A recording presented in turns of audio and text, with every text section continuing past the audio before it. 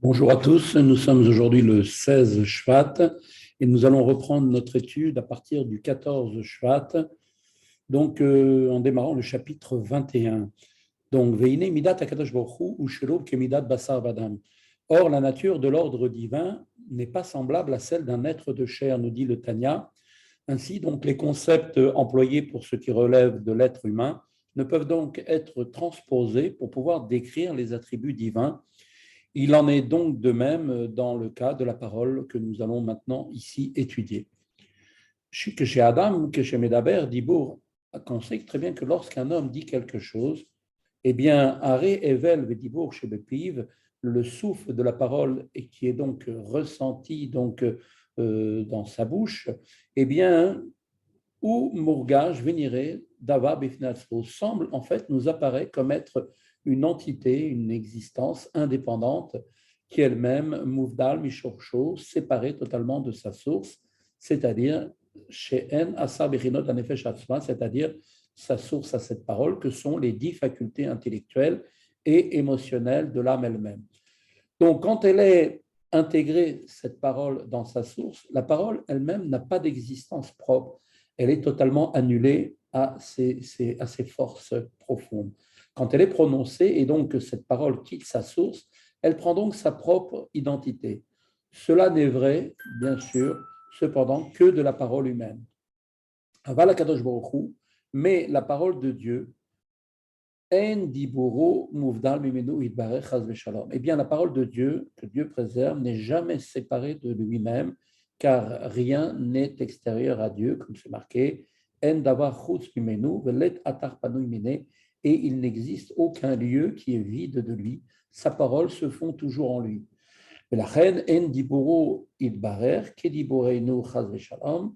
Et c'est pourquoi sa parole n'est pas semblable à notre parole, que Dieu préserve, comme nous le disons, sa pensée n'est pas notre pensée, et comme il est dit aussi,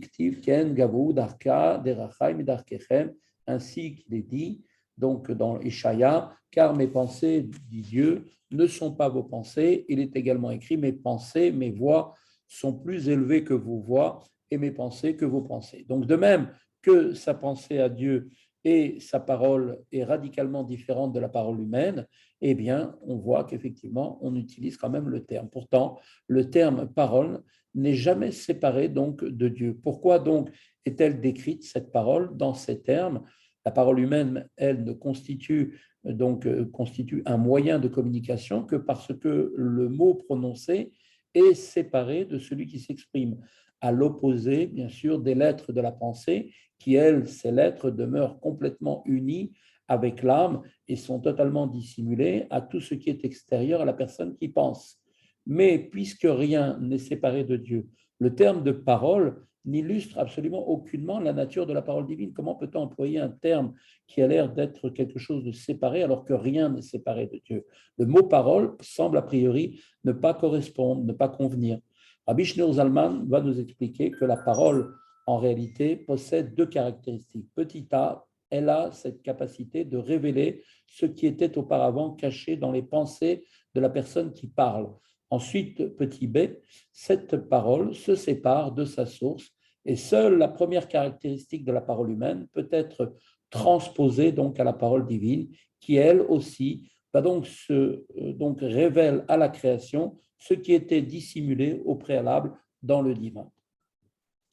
Velo nakra diburo, nikra diburo itbarer beshem dibur, rak al derech mashal, kemo she dibur atarton she be'adam ou megale la shomeim machen safun benelem bemarshafto. Donc la parole de Dieu, forcément, n'est appelée parole que par en fait l'image, l'allégorie qui est là pour illustrer simplement le fait que de même que la parole humaine révèle à ses auditeurs, donc se révèle à ses auditeurs ce qui était caché et dissimulé dans sa pensée, ainsi en va-t-il de même en haut concernant l'infini divin.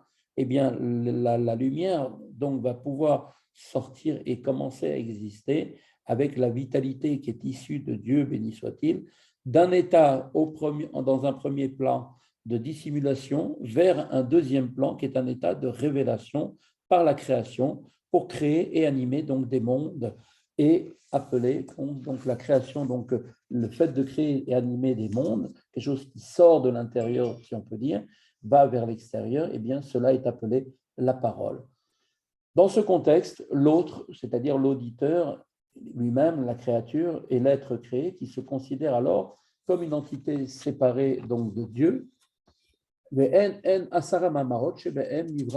Ce sont en fait ces 10 révélations de la lumière et de la vitalité divine qui constituent ce qu'on appelle les Aseret Adibrot, les 10 paroles qui ont été dites au moment du mont Sinaï, mentionnées comme il est rapporté dans la Torah, par lequel Akadosh Baruch Hu a donc aussi créé le monde. Dieu a créé le monde par 10 paroles, et effectivement, ces 10 paroles sont la révélation vers l'extérieur de quelque chose qui était intérieur. Et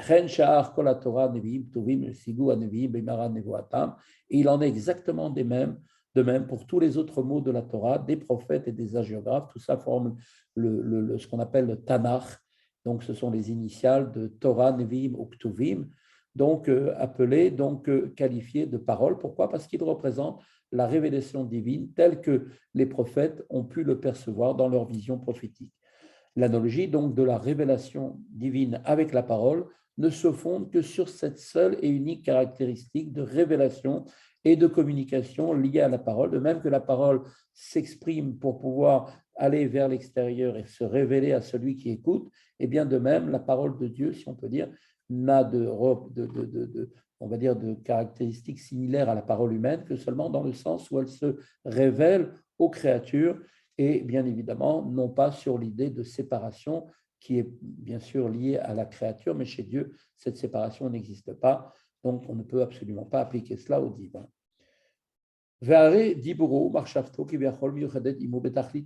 Car la parole de Dieu et la pensée de Dieu sont unies avec lui dans une union absolue, tout comme l'image que l'on avait apportée, comme par exemple l'exemple qu'on avait donné avec la parole et la pensée et la parole de l'homme, qui elles-mêmes donc sont unies en fait avec l'homme lui-même avant qu'elles ne s'expriment en parole et en pensée. Alors que en fait ces paroles se trouvent encore dans la faculté de sagesse, de chokhma et de l'intellect.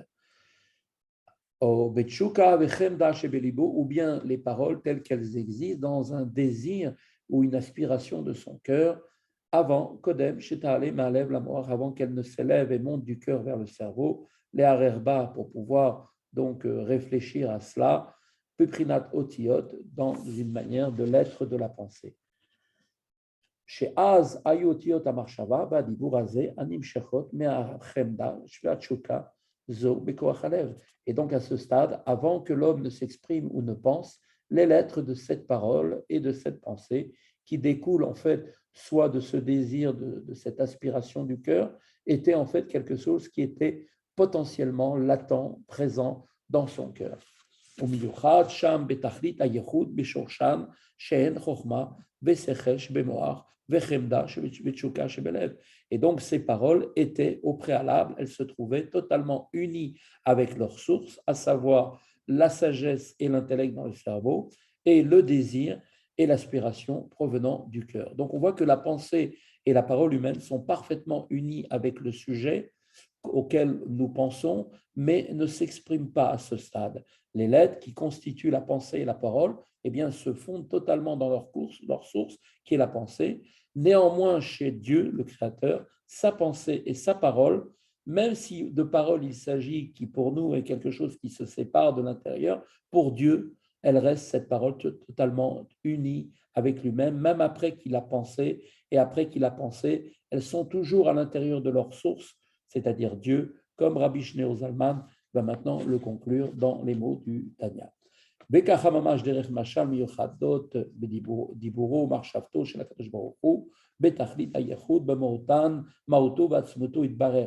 de même, par l'analogie donc que nous avons donnée, l'image de la parole et de la pensée de Dieu sont parfaitement unies avec son être et à son essence, même après que sa parole est donc a émergé, sorti donc de l'intérieur pour être maintenant révélée à l'extérieur, et donc est arrivé à un état de réalisation par la création des mondes, comme il est dit. Et donc, de la même manière, cette pensée, cette parole, bien qu'elle est maintenant a priori sortie pour donner naissance, existence à tous les mondes et à toutes les créatures, eh bien, elle reste malgré tout donc unie avec lui, bien sûr, avant même, comme elle était avant même la création des mondes. Et donc Dieu, par rapport à la créature, donc la révélation de son pouvoir créatif dans la création, cette notion de changement par la création n'existe absolument pas pour Dieu. Ce n'est que pour les créatures qui, elles, reçoivent leur vitalité de la parole de Dieu quand elles émergent cette parole de l'état de dissimuler qu'elle est dans la pensée à l'état de réalisation quand elle va s'exprimer par la parole avec la création des mondes par l'intermédiaire du souffle divin.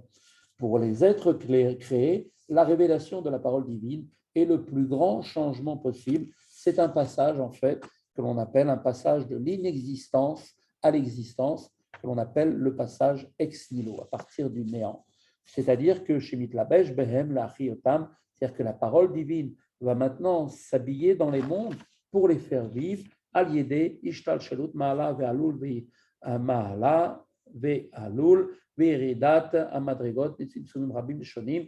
Et donc, la parole de Dieu va donc maintenant pouvoir s'exprimer et se révéler au moyen d'une descente graduelle, donc de cause à effet, dans lequel le niveau supérieur est qualifié de la cause et le niveau d'inférieur est appelé le halul, c'est-à-dire l'effet, et donc d'une gradation donc descendante au moyen de contractions nombreuses et diverses qu'on appelle des tzimtzumim, qui est donc une diminution progressive de l'intensité de la révélation de la lumière divine pour pouvoir donc parvenir à tous les mondes en allant du plus haut Atzilut jusqu'au plus bas, le monde d'Asiya, et donc rétrécir au fur et à mesure en fonction de la capacité des mondes et des créatures qui les habitent, la possibilité de supporter cette lumière. Et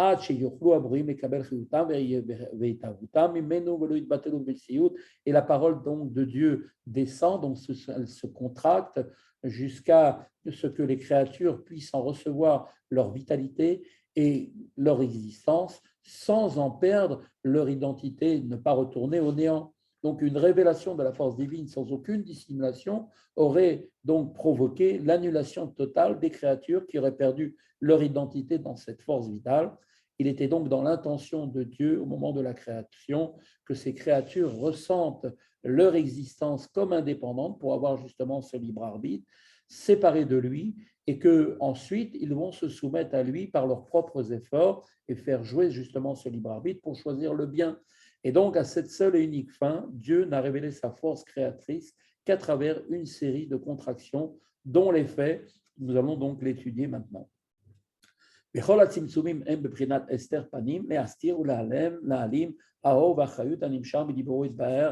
donc, toutes ces contractions constituent en fait une dissimulation de la face divine, c'est-à-dire qu'elles viennent voiler et dissimulent la face de Dieu, c'est-à-dire la face, c'est-à-dire l'aspect intérieur de la lumière et de la force vitale issue de la parole de Dieu, de sorte que de façon à ce que cette parole divine ne se révèle pas avec l'intense donc, puissance de sa révélation, de son dévoilement tel qu'elle est, et qu'elle se révèle dans les mondes inférieurs, car les mondes seraient totalement incapables de la recevoir et retourneraient au néant immédiatement. Et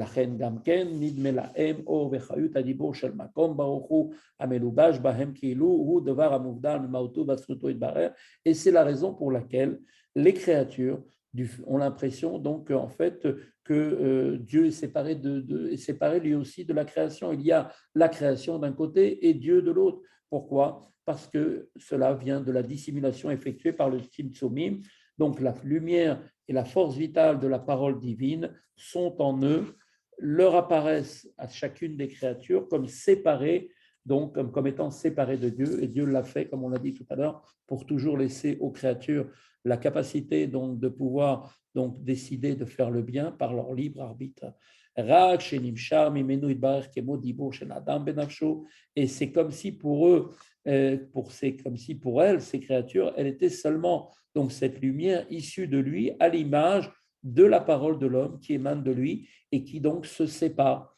Cette perception donc est totalement fausse, totalement erronée de la force vitale de Dieu comme de dire que cette force est séparée de Dieu, et due, donc cette impression-là est uniquement due à la dissimulation effectuée par les tzimtzumim, les contractions. Arlekabe akadosh baruch hu ein shum tzimtzum vester velem mastir b'ma'alim lefanav umachesha keora ou kechashecha keora. Néanmoins, par rapport à Dieu, bien évidemment, aucune dissimulation ni aucun voile ne peut cacher ni voiler quoi que ce soit devant lui, comme il est dit dans le Teilim 139, l'obscurité, c'est-à-dire la dissimulation, est pour lui, Dieu, identique à la lumière, c'est-à-dire à la révélation. Comme il est dit d'ailleurs dans Bereshit Rabbah, même l'obscurité n'obscurcit rien pour toi, Dieu. Ce verset donc se prête également à l'interprétation suivante. Même l'obscurité n'obscurcit rien, car l'obscurité elle-même est issue de toi, Dieu. En d'autres termes, l'obscurité du Tzimtzum a aussi lui-même une origine divine et n'obscurcit pas pour cette raison le divin. En effet, comme Rabbi Shneur Zalman va le relever maintenant, seul un corps étranger pourrait constituer un voile. Un être ne peut pas se cacher par ce qui est la chose qui le constitue. Ce qui les constitue, son être profond, sa réalité, ce qu'il est, ne peut pas cacher ce qu'il ne peut pas se cacher, ne peut pas cacher ce qu'il est maintenant, une créature. Pourquoi Mishum she'en atzimtzumim valevushim devar nifrad mimenu, parce qu'en fait, toutes ces tzimtzumim, tous ces voiles ne sont pas des entités d'avar nifrad mimenu itbarech chas v'shalom, ne sont pas des entités complètement distinctes de lui et que Dieu préserve, puisque rien n'est séparé de Dieu, mais elles sont, elles sont en fait comme la tortue ou bien l'exemple de l'escargot dont le vêtement, c'est-à-dire la carapace elle-même, fait partie complètement du corps de la tortue ou de l'escargot. Ainsi en est-il exactement pour le processus du Tzimtzum qui dissimule le divin. Lui-même, ce processus, cette carapace, eh bien, elle-même est divine, comme l'escargot, sa carapace fait partie de lui-même. Ainsi qu'il est dit dans Deutéronome, l'Éternel est Dieu, Hachem ou Elohim, comme cela a été expliqué dans le Shara Yachud, sera expliqué plus tard dans le Shara Yachud Vaimuna. En hébreu, ce verset se lit Yud Ke Vavke. Yud Ke Vavke nous dit le verset, et c'est lui qui est Elohim. Ce verset établit donc maintenant une relation d'identité entre les deux noms de Dieu, le tétragramme, les 4 lettres Yud Ke Vavke, qui dénotent, eux, la révélation et la transcendance divine au-dessus de toutes les lois et les forces de la nature, et le nom divin qui lui fait référence au pouvoir de dissimulation de Dieu dans la nature, et Dieu donc qui se révèle dans la création donne effectivement, donc on aurait pu penser qu'il est limité, bien en vérité, lui, Dieu Elohim, c'est Yud-Ke Vav-Ke. Et donc cette relation d'identité signifie que le nom Elohim est divin lui aussi au même titre que le nom Yud-Ke Vav-Ke. Et donc, comme effectivement cela se fait de cette manière-là, eh bien, même le Tzimtzum lui-même est donc représenté par le nom Elohim, et le dévoilement de la lumière, c'est le Shem Yud-Ke Vav-Ke. Et c'est pourquoi il est dit, tout est considéré comme devant Dieu comme rien, puisque Dieu n'est pas affecté par les tzimtzumim qui donnent aux créatures le sentiment d'être séparées de lui. Eh bien, l'ensemble de la création est pour lui comme le néant absolu. En effet, comme on l'a vu, la parole créatrice de Dieu se trouve toujours donc confinée dans sa source lui-même, dans un état d'annulation totale. Et donc, pour conclure ce chapitre que nous terminons maintenant, eh bien, la création est donc comme inexistante et n'enlève absolument rien à l'unité absolue de Dieu. Dieu est un et unique après la création, comme il l'était avant la création. Voilà, bonne journée à tous et à demain si Dieu veut.